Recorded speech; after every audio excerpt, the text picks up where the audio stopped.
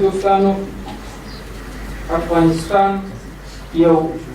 شکر الحمدلله یو مسلمان ملک ودان افغانستان ګوند د خپل فکري تګلاره کې دا مهمه فقره لري چې څنګه چې افغانستان یو اسلامي ملک دی ودان افغانستان ګوند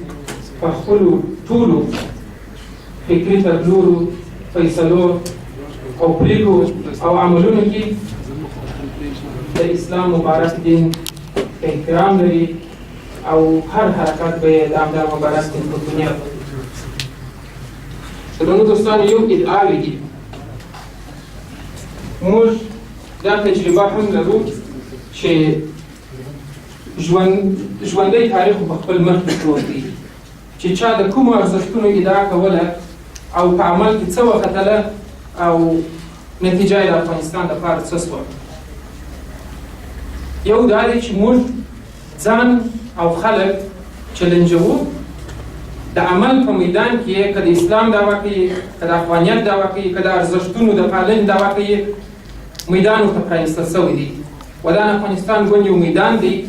چې هر یو به راځي دلته به خپله ادعا ثابتوي که یې ثابته نه کړه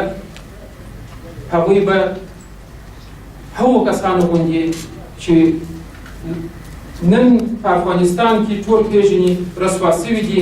تاریخ رټلي دي ملت رټلي دي ولسونه شړلي دي هغو غوندې به رسوا او بدنام وي او دا تجربه زموږ په مخ کې پرته ده. قومندان صاحب محترم په خپلو ډېرو ښو خبرو کې دې ټکي ته اشاره وکړه چې د افغانستان د اساسي قانون په چوکاټ کې د افغاني ارزښتونو په چوکاټ کې د اسلامي ارزښتونو په چوکاټ کې او د ولسونو د ډېرو درنو دودونو رواجونو په چوکاټ کې به ودان افغانستان ګوند خپل ټول پروګرامونه سمبالوي. پکی د عمر خزانه خورم خدمت به ضرور دا ازون دا پیمان